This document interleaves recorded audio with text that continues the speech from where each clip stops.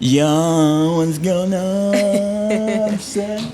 Yeah. Put on the hater blow, cause yeah, man. Mine are a bit see-through, but Yeah, that's what we're doing, kid. Well, I feel like I'm in heaven right now, dog. Yeah, man. do you want Straight me out to of look? Kampala, Tuliwaneno, to get them in the mail. Wanji. Big mail, what's going on? Bahulire. Yeah, right? Tewali. Oliver Lungi. Ni bulungi sirina tabu Toyina Gamba. yadde. Tell you later. Oli Mchibiga Kampala, what's going on? Kampala City. 7 Hills? Yeah. No, but Yes. actually, somebody was telling me that Obobusozi Boy Younger Deco right now Eh? is no longer 7 Hills. It's over like Chija 20. chicha. Just out 20. of... Like there was the traditional ones we used to know: Chibuli, Kololo, Nakasero. Hit me up. I don't even know the other ones, but yeah, those ones. Buziga. Anyway, Buziga? I don't know. on the hill, Maybe, probably. Wow. Seven- Kako. So, yeah, what's good, man? Tuliwanene and then Mel, man. Yes. Mel, I think the last time we sat down was when? Like 3 years ago? 3 years ago. Time flies crazy. Fresh out of lockdown. You know? Mm. That was a time. Yeah. It's so surreal. Like, this is a time that we're going to talk to our children and children's children. And Right. so surreal that all of that Like the happened. very first time I heard Tino Namugongo Bajiga, they were like, dog, I'd never heard of something How? like that. Ate nange nga sinza omuto ennyo.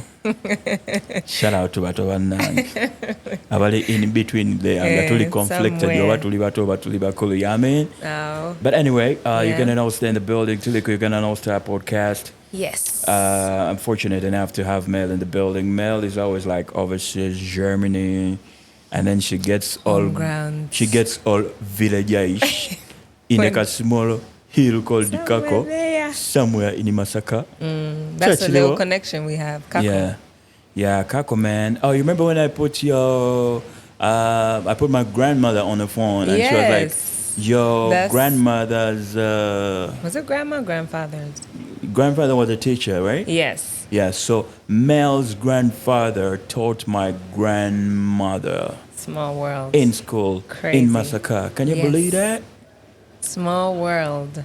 God damn. How I wish I'd mistreated you.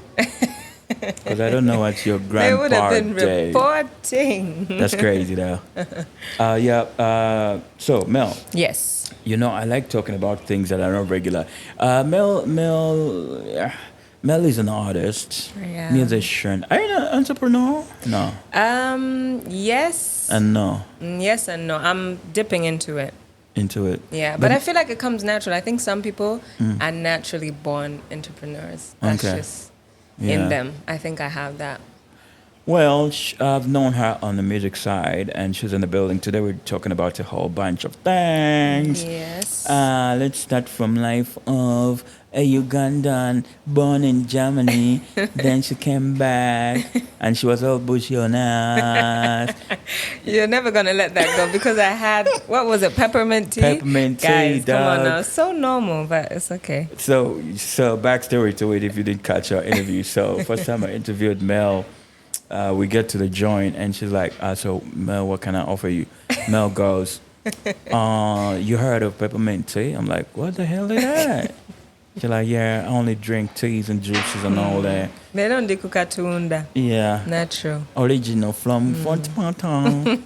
Then I told you before, well, man, shout out to Mel still for giving us the you can know Allstar podcast venue and all that. Yes. But Mel, talk to us about growing up in Germany, man. Yeah, I mean, Germany should be my first home, actually. I was born there, raised there. Been in Germany all my life until I moved to Uganda for like a year and a half when I was about 18. Right. But yeah, life in Germany has always been interesting. Like, I've always been the only black girl in class. Maybe in school we were like maybe 5 Right. black people. Right. So having that, but then home always balanced my life out because my mother is a very Muganda woman. So whenever I would enter the door, it's like I'm in Uganda. The food we ate, the music that would be playing in the house, the language, family and everything. So yeah, it was a great balance, I'd say, definitely. So is it a high chance that we could knock out this podcast in Luganda, like straight up? Twatigezaako luli. Tukitwale muko tulabe gye kinaakoma. How about that? Simanyi oba nnaasobola naye Right. twagezaako katini awo. Straight up massacre. Mix and max. Mel is one of those people, like, I think she's so proud of being a Masacayan. I don't know if that is the word. Masacanian. That part. So she comes from Masacan. She was proud of it. Like, even when she's with her bougie friends overseas in Europe and all that, she keeps representing Ndimuna Masaka. Yes. Where does it stem from, being proud? Because most people who are born overseas, like diasporans, they never rep, like, their countries of origin if they were born in a different country. I think being in a country like Germany that is not really that rich in culture, I guess because of the whole history of Hitler and stuff like that, Germans have kind of pulled back on being proud to be German. Right. So they don't really have much of culture in them. And again, for me, because of my background, Uganda, I feel like as much as it's a smaller country in Africa, it's so diverse. Like, we have so much culture all over the country. So, you know, just having that influence, and then both of my parents are from Masaka. So it's not just my dad that is from Masaka, it's Shout mom out to P. Diddy. and dad, you know. Yeah, man. So, yeah, just having both of them from Masaka, and again, my household just being all about that, I think that really played the biggest part. That's dope, man. Because, you know, sometimes, you know, all these kids born in New York, kids born in London, they don't really rep where they're from. They're like, meh. Then you keep telling them, like, they're African. I'm like, what? I'm not African. My mom is, my dad is, not me. Like, what? Yeah. What are you talking about? But you know what? I think traveling to Uganda as often as I did from being young, really often as I do. Dog, you on a plane like you on a taxi to, like, Namahojola or something. Wow. Yeah, no, I love being home. It's just, it's a different feel. It's, I don't know. And you know what? When I'm here, a lot of people usually are like, oh, where are you from? And I say, oh, I'm from Masaka. And they're like, no, but where are you from? Like, where do you live? I'm like, fine, Germany. But it's like they can tell I'm not a Ugandan born. But then also in Germany, I'm never going to be German like the Germans. So, yeah. Yeah. So sometimes, like, I'm on Twitter, 1 minute you're in Germany, the other minute you're partying at, like, Patio in Bogota, the other minute you're, like, at Kako Hill. I'm like, yo, Achkolatia, what do you do for work? If I may ask, if that's not a private matter. No. I'm at university. Officially, I'm still a full-time university student. Right. Studying health economics. And then I tutor on the side. I teach children. So yeah, those are like my main things that I do. But then You're a musician as a student, well, yes, I do music. But as a student, you get a lot of time. Like how the system is in Germany, it's like you study for 3 months and then you're off for 3 months. You have exams during that time, but usually that's how I balance it out. And then especially in Germany, if you want to travel like around Europe, it's quite cheap actually. It's not like inbound flights here in Africa. I feel like flying in Africa is quite expensive, But over there you can go to London for like 40 euros. On a plane? Going and coming back, yep. Oh, shoot. Oh, so that's why you're on a plane I'm all the balling, time. Balling on a budget. Exactly. That part. Got to be smart with that. All right. So there's something I think could be like 2 or 3 weeks ago when we were talking about something about kids that are born overseas and they're trying to come back to Uganda and claim their motherland. That's with the perspective of like having passports, national identifications. Talk to us about the journey of coming back and you have to pay a visa to enter your own country. How painful is that? Very painful. I be looking at the immigration person and I'm like, you do see my last name. Like it says Buruanyi Senfuma. Right. It's not a German name. Right. But yeah, it's nothing you can do about it. I mean, I was born with a Ugandan passport and then I got the German passport and then I had to give up the Ugandan, not a German name. Right. But yeah, it's nothing you can do about it. I mean, I was born with a Ugandan passport, and then I got the German passport, and then I had to give up the Ugandan. Well, I didn't even make the decision. My parents did for me. But that's how it went. But I heard now soon Germany's going to allow the dual citizenship with Uganda. They didn't really have an agreement of it. But yeah, so hopefully next year I'll be able to do that. But I mean, if you want to open up bank accounts, whatever it is, it's hard if you don't have like at least residency or anything here in Uganda, even the SIM card, because whenever you get your SIM card with your, let's say, visa, it's just on for the 3 months that you get your visa for. And then after that, they basically cut you off. So, yeah. Yeah, because I was telling you that story of a friend of mine who is from a country in Europe. Yeah. I don't want to ban her because she'll be on my case. She was like, we have to get letters from Interpol, blah, blah, blah. It's a long blah, blah, blah. process.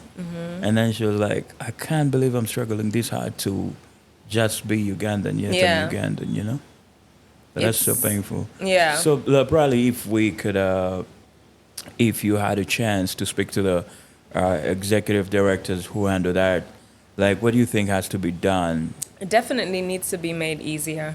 Also, like online, the system, sometimes the websites crash all the time. Like it can get hideous. Because I remember last year when my uncle passed away, may his soul rest in peace, I had an emergency. So I needed to get the visa the same day, and then the website wasn't working. I literally had to call the embassy in Germany. Luckily, my parents knew the ambassador in Germany for Uganda, so that made it a bit easier. But I'm just imagining, the whole process for anyone else going through that needs to be made easier, because a lot of the younger generation actually want to relocate back home. They want to invest home. They're, and crying about purchasing land and doing all these things and investing back home with all the knowledge that they get, from outside there, studying and stuff like that. So I do think we should definitely look into that more and make it easier. Yeah. Man, I can't believe all that hassle, having to get a visa when you're Ugandan. It is just long doesn't sound and right. expensive. Yeah. You have to pay really highly. Yeah, because that person I was telling you about, like, we've broken off, like, 5,000. Imagine that. Yeah. Shoot. Anywho, so the very first time I think we got introduced to you, not to you, to your Jaja was in your video Empire of Love. Take us a little bit for the person who hasn't watched that video. Jump onto YouTube, then search Mellisa Mulungi, Empire of Love, and watch the video where she showed the video at her home. Yes. In Masakakako village. Yes. Talk to Beautiful. us. You're always posting about your Jaja. Yeah. I've just landed in Uganda. I need to go see Jaja. Definitely. Yeah. I love my grandmothers, both of them. One of them was in the video. Love them so much. I think it's, first of all, a blessing to still have them alive, especially Jaja Mukwano, who is a video vixen in that video. Did you cut her bread though? She needed to be paid. Well, of course, every time. That's a non-given. But yeah, she's 97 years old, so just, the knowledge, the things she has seen. Like, we just talked about how COVID was crazy, but at her 97 years, she even experienced that. And then all the things that happened before that. Like, it's so crazy. But, whenever you speak to her, it's just, you can tell there's so much knowledge, so much grace, a lot of love. I don't know, for anyone who still has their grandparents alive, I feel like it's a different kind of love that they have for their grandchildren. So yeah, I love them. I love spending time with them. I love going home. It's just. Have you taken time to document her stories? Because, like, those are like gems that needed to be archived. Yeah. God forbid she gets to her demise. You're the only person that knows all these stories. Yeah. I mean, I do vlog, I do content creation as well on YouTube. So I do capture moments here and there. I try to keep some for us and the family as well. But yeah, I actually spoke to P. Diddy about it, that we need to actually, because she remembers so much from all the things that happened in the past. Right. Like Ugandan history and all of these things, because they grew up in Mango, you know, mixed up with the Kabaka and what. So there's so much that, you know, she knows and talks about. So I definitely think we need to get like a proper segment and have her documented. Even Nana, my cousin who does movies. Who directed and your stuff. video? Yes, she did. Family Project. So yeah, she also mentioned that because, you know, she's all about telling Ugandan stories. Any one particular story that stands out from all these gems she's been throwing onto you? She mentioned how I don't remember what year she said it was, but she had refugees who she took in from, I think it was Denmark or something, back in the day. And I was just like, wow, because for me, obviously, being born in Germany, I hear about slavery and things like that. So how the white people treated the blacks. But you never get to hear the stories how the white people flee and had to go to Africa and then look for shelter there. And, you know, the black people, even though they knew the history about being enslaved and things like that, still took them in and were homely. And so to me, that was very amazing to hear about, because it explains why she is so graceful. And, you know, people always say that we're alike. So I think that's where I get it from. For her to know what had been done to them then, but still being open to just letting them in. And I think that's something that Uganda as a country does very often. Like we take in, I think, was it last year or 2 years ago, Uganda was the country that had the Pakistanis most or something? refugees in the world. Afghanis. Yeah. Yeah. So, that was... Have you been to, sorry, cut you off. No worries. Have you been to the Nachi Valley settlement camp? No. I was there. I think I was doing some work for Rotary International. Yeah. So I was seeing firsthand how somebody goes from being... That's why whenever we're going through elections and we have these scares of there's going to break, the wars are going to break out, I just don't want to hear that, because I caught that first-hand information. You go to the settlement camp and these guys are telling you we used to be good in our country, but because of these wars, we had to come over here in Uganda. So my experience there was really scary, because I remember when people had to be given sugar, be given soap, and it was a blessing for them to get just an sabuni away. I don't know if you dig. Yeah. I'm like, how do you go from having all these opportunities in your life to being grateful for a mere bar just of a soap? minimum. Yeah. You understand? So, man, when you talk of such stories, I'm like, damn. Going back to your granny. Yeah. All these, the gems you just dropped on us, how are you implementing, like, using the gems to further yourself as Mel? Yeah, I think it's a lot of character building, because Jaja Mukwana, both of them actually, they didn't really go to school. So educational-wise, I more get inspiration from, like, my dad and my older brothers and things like that. But when it comes to, like, character and culture and how, you know, I carry myself, how I deal with people, how I talk to people, how I see people, and just, you know, general outlook on life, I think that was heavy